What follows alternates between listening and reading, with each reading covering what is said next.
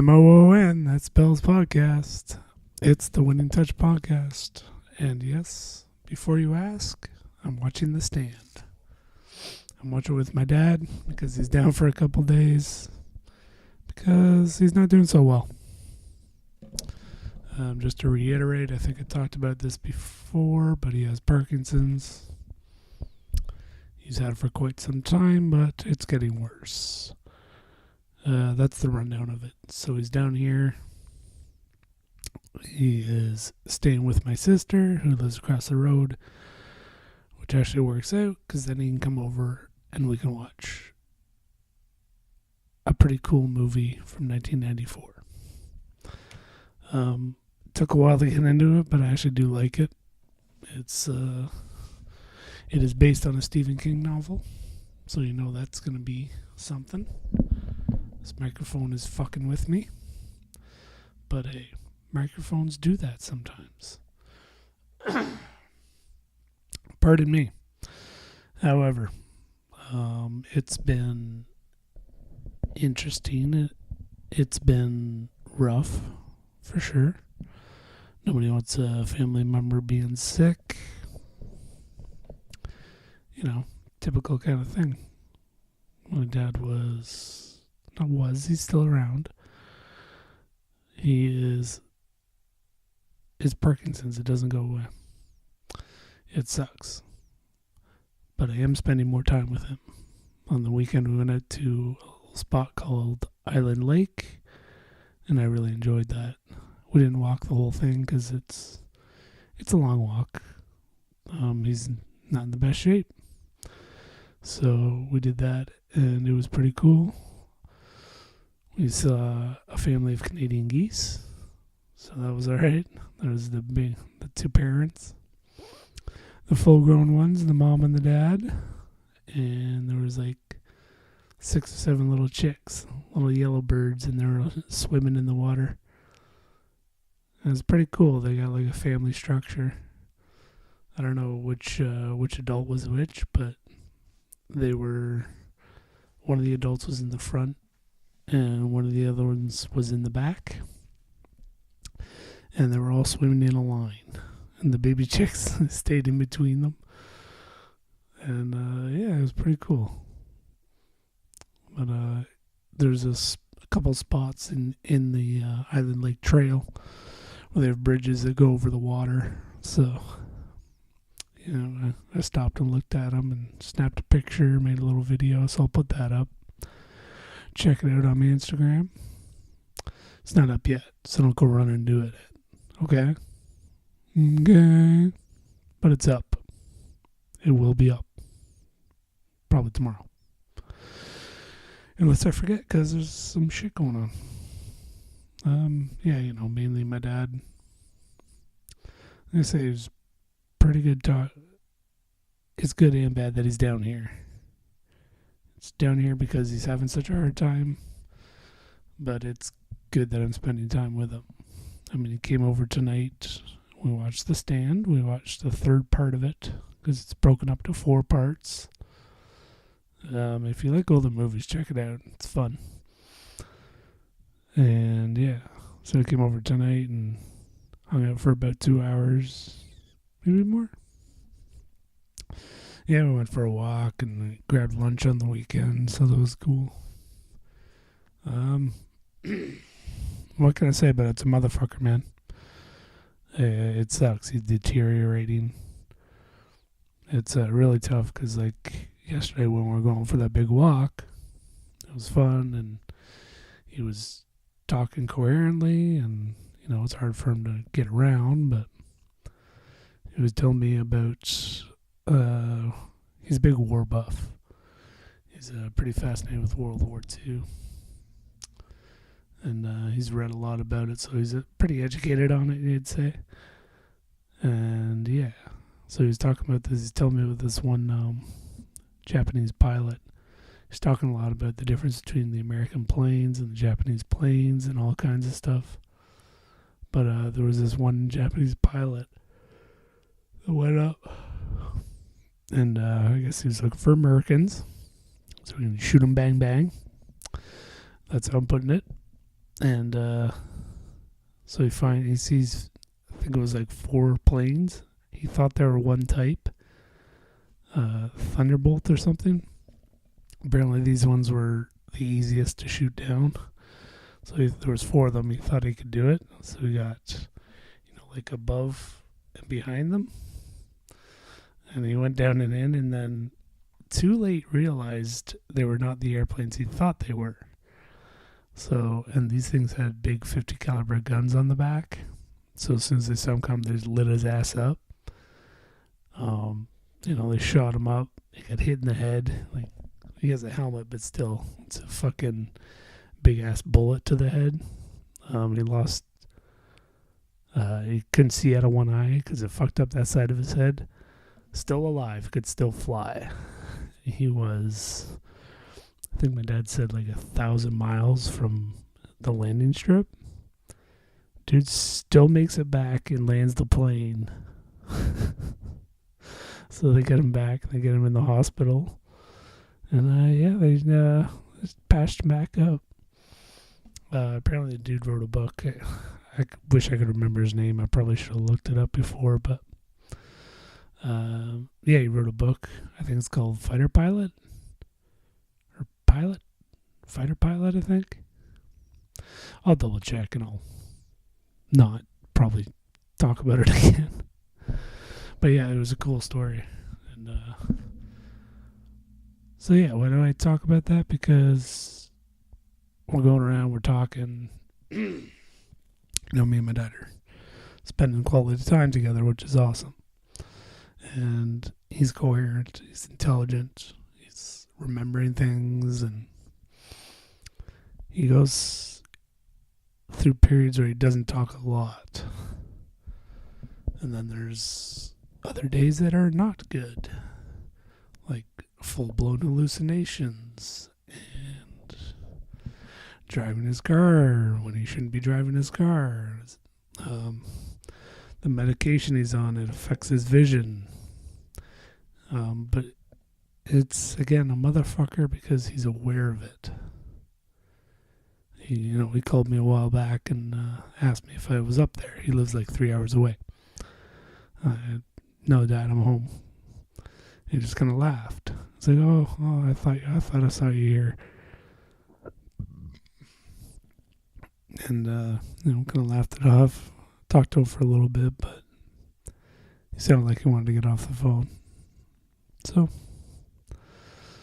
but yeah, and then there's, the other times where he's completely coherent and intelligent, and he seems okay. His hand's always trembling, and he has trouble getting around, but he can function and talk and carry on a conversation. Other times he really can't. So we don't have a long-term plan, but he's down here for now. His car's getting fixed. And yeah, he's staying at my sister's. I would definitely have him here, but I don't have a fucking bed. Which is something I should do. Definitely get a bed. But I kind of don't want to because I like using this for the podcast space. I don't know, I'm getting used to the pull-out. That's kind of the decision though, right? Should I probably get off my ass and get a bed so we can help out my dad and I can sleep on a bed? I don't know. But there are, silver lining. Look at the positive parts. Again, I'm spending some time with them and we're talking and joking. We're watching a pretty cool movie, but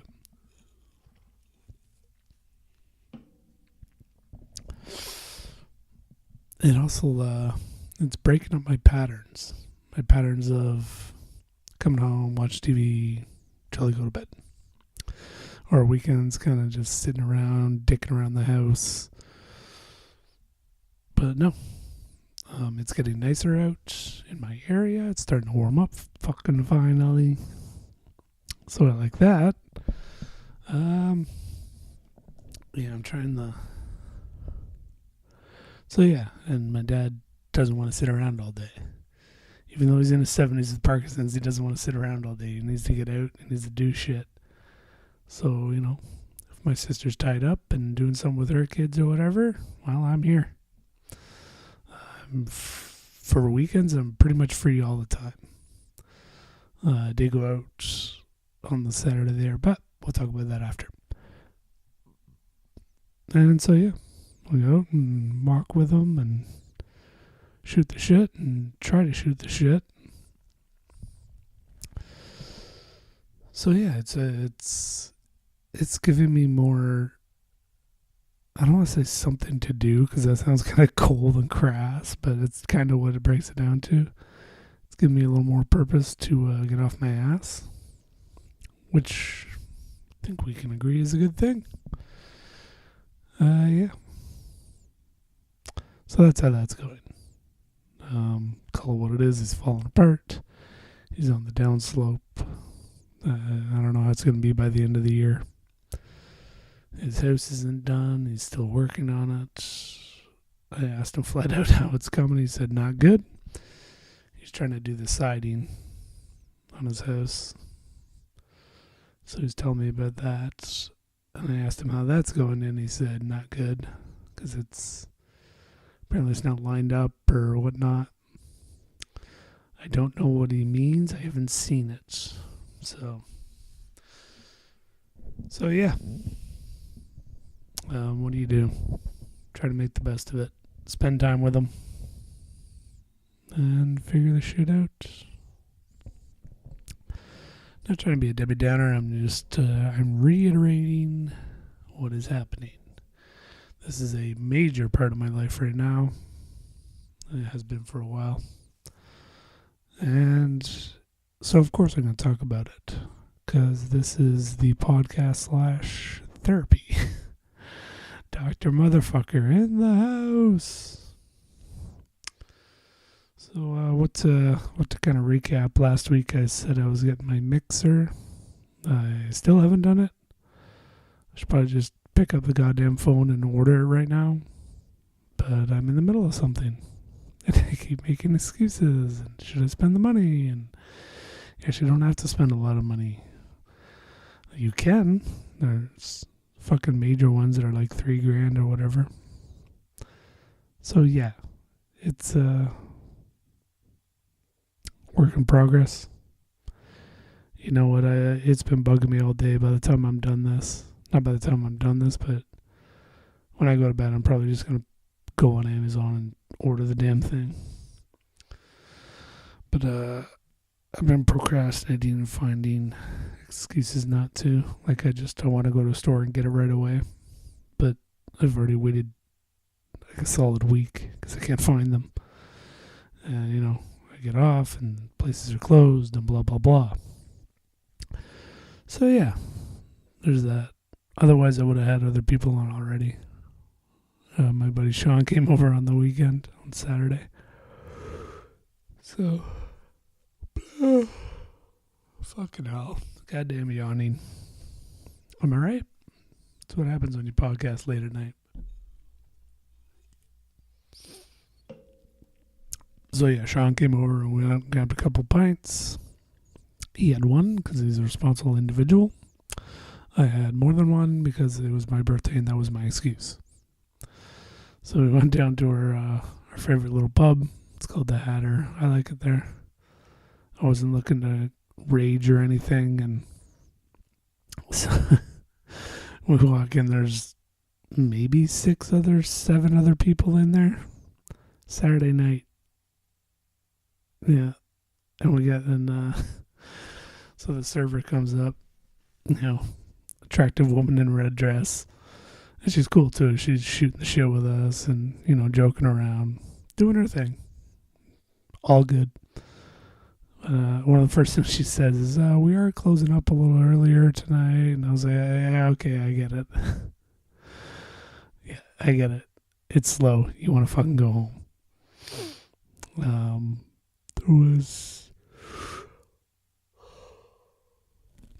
There was like 3 people left when we left. And I'm pretty sure 2 of them worked there or something. So, whatever. But yeah, I wasn't a rager. I had like 2 beers and 2 shots. She asked if I wanted a birthday shot. I said sure. She's like, what do you want? I don't do shots. Can't remember the last time I did them. And I said, I'll come up with something. She comes back with Fireball.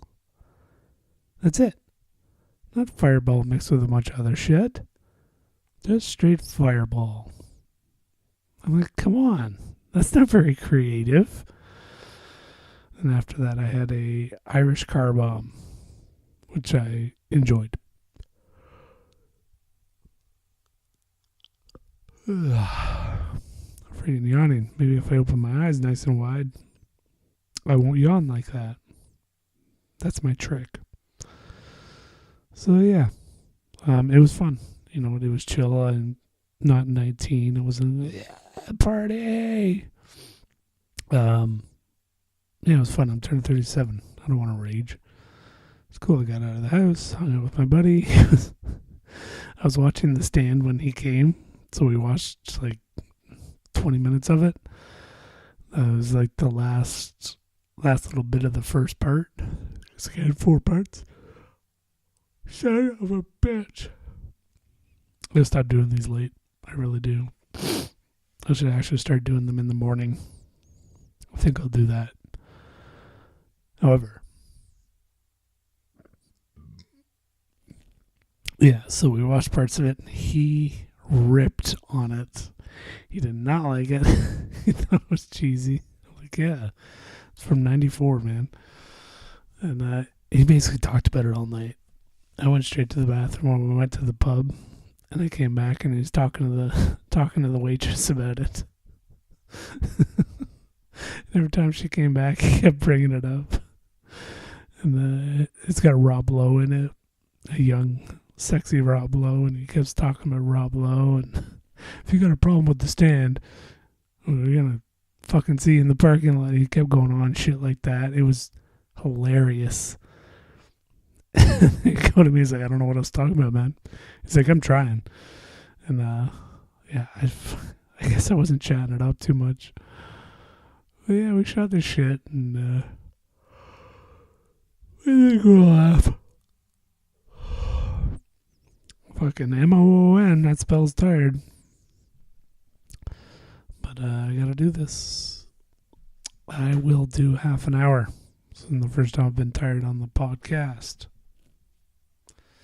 Does it make for my best work? Probably not. And when I say probably not, I mean fucking no it doesn't. And yeah. So that's pretty much all that went on the weekend. Spent time with my dad. He disrupted my usual dumb patterns, actually. And sort of thing gets you thinking about your life and where you're going, what you're doing. I watched this documentary yesterday. Oh, there is a Netflix review. And it was about the legalization of online betting, sports betting. Not just online, but whatever. And there's this dude. His name's Vegas Nick.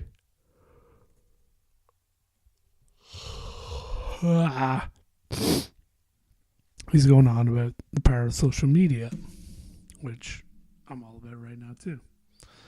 Reading this book, and this guy's talking about it. Apparently this guy's he nails most of his bets, or a good percentage of his bets. I don't understand the whole deal, but he does, and he's so good at it, people will pay for his picks.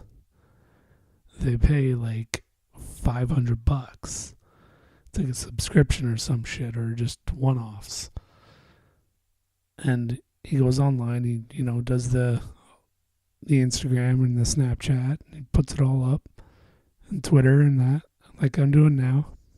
I'm recording for Instagram, trying the IGTV, so, and he's like, look what I make. He's like, I'm gonna make like 10 grand in an hour.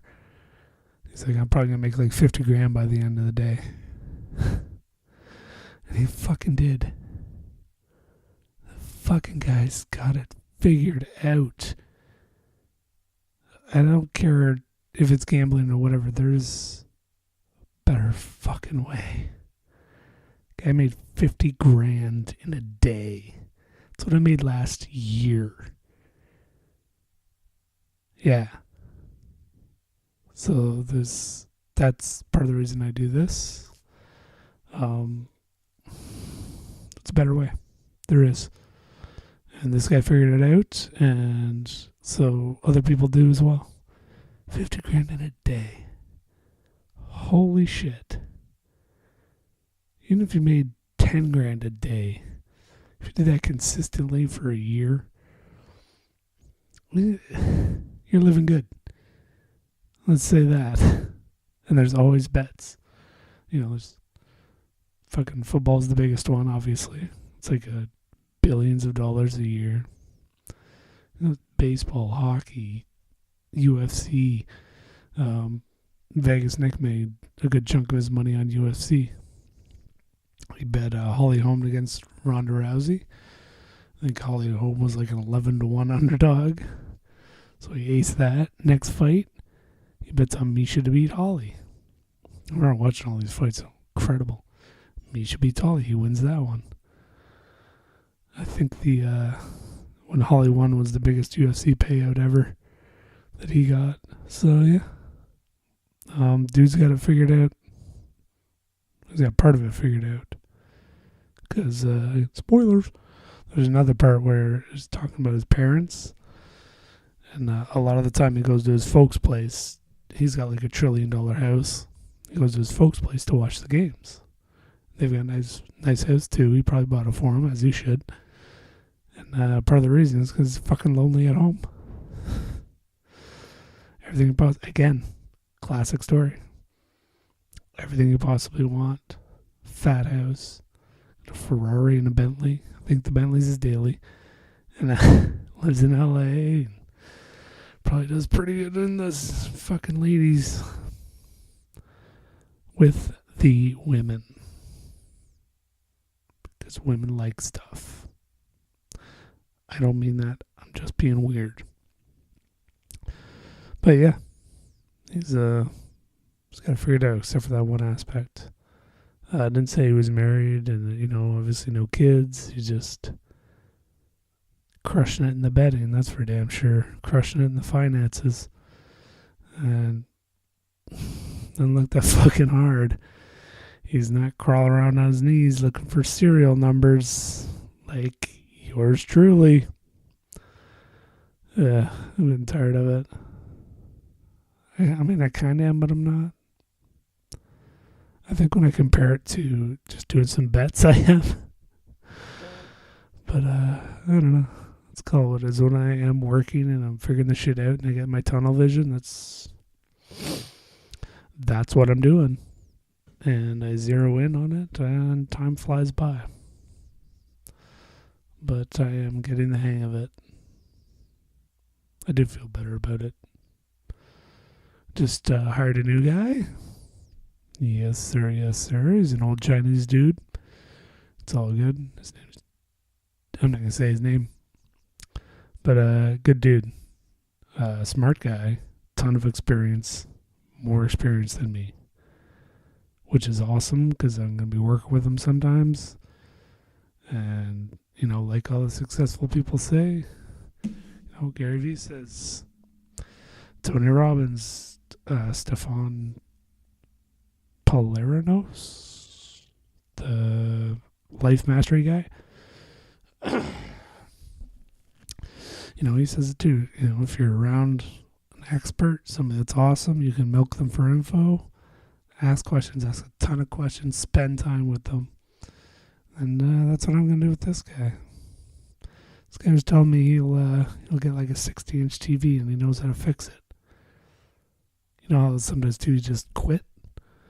He can look at the circuit boards, figure out where the problem is, and replace the board or a resistor or a diode. Something's wrong, and he can change that. Well, what? He's like the immigrant survivor story.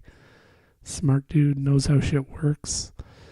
And he's telling me he fixes generators and stuff on the side. I'm like, yeah, that's... I told him, I'm like, if you can teach me that TV stuff, that'd be great. But yeah, I am looking forward to it. Whenever I spend time with him, I am going to milk it for everything I can. Learn as much as I possibly can, because that is an opportunity, and I'm not gonna pass that up. So yeah, cheers to him. He's a funny dude. I knew him for a couple hours, and he's already trying to matchmake with me. I let him know I'm single. I have been for a while, blah blah. And it's, oh, I got a girl for you. She's tall, she's attractive. I'm like, well, she's probably not gonna fucking like me, is she? And he went the next day, because he's got like another job. Of course he does. And he's already talking to her about me. And she's telling him to look me up on Facebook or Instagram. I did, and I liked what I saw. I think she's kind of young though. 27, 25. Might be out of my age range. Let me rephrase that. I'm probably out of hers. And I get it. There's a couple other factors. One big one that would probably get in the way of that. That would be my stomach. And, my self-esteem. Oh, fuck. There I go again. Just not even getting into it before it starts. I don't know. I looked her up. I don't want to be the creepy stalker guy that randomly looks her up. Hey, I'm friends with so-and-so. Then again, she did say he can look me up. I don't know if that's a go-ahead. It's probably just a courtesy because she wants to see what I look like. Right. Which is not unreasonable. I want to see what she looked like. Anyway, I don't think it's going to go anywhere. Even if Joel wants it to. Sorry, buddy. Don't see it happening. Unless something miraculous happens. I don't know. It's not top of my list. Anyway, I just told that because I thought it was kind of funny. Just older Chinese dude. Oh, I know a girl for you. Like he does. He goes and tells her. He talks to her about it. It's just funny. Most people are a little more reluctant to do that. He doesn't give a fuck. That's what I want. I want to not give a fuck anymore. So I want to put this stuff up and stop with the excuses. Oh, jeez. I am hunkering down.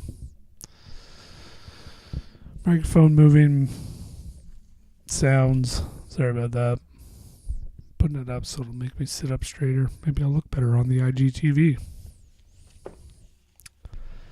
Again, the book, I'll flash it. Kind of goes into what I'm talking about, the excuses. I'm going to read a part of it. I hope this isn't plagiarism. Nah, it can't be right. I paid for the fucking thing. So, this part, chapter is What's Stopping You? And he says, our content, I asked my team to give me a list of the most common reasons they've heard, whether in comment sections or our content, and the interactions with other aspiring entrepreneurs for failing to crush it. Crush it means doing well. That's his slang. Just how this guy talks. And here's what they came up with. I'm going to read every single one. Try to pick out which one's my favorite. Okay, the usuals. I have a full-time job. I don't have any money. I have kids. I don't have time. My industry has too many strict rules. I have an idea for an app, but I don't know how to code. My parents don't get it.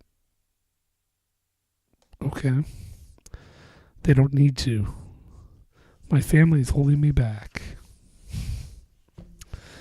I don't have that kind of family, so I can't relate. But I'm afraid my friends will get ahead of me. What? I still haven't finished the books assigned by my life coach. Who the fuck said that? No one was watching. Yeah, whatever. I'm afraid I'll get hate comments. Yeah, I'm going to do it one more time. I still haven't finished the books assigned by my life coach.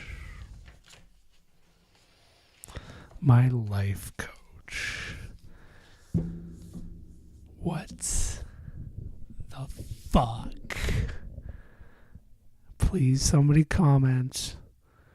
Message me, video message me, picture me, send me an article. What a fucking life coach does. Can you do that? Because I'm confused. If you send me information, I will check it out. I don't know if you can tell, but I'm a little skeptical. I got a bit of a negative attitude towards it already. I hope it's just a stupid term that I don't get. But yeah, if anybody wants to forward me some information on a life coach, in any other disciplines, a coach is somebody you pay to show you a skill. So I'm not sure you gotta pay somebody to show you how to be alive. Anyway, help me out here, guys. Please send me some info because I will put it on blast on my next episode. Have a good night. Out.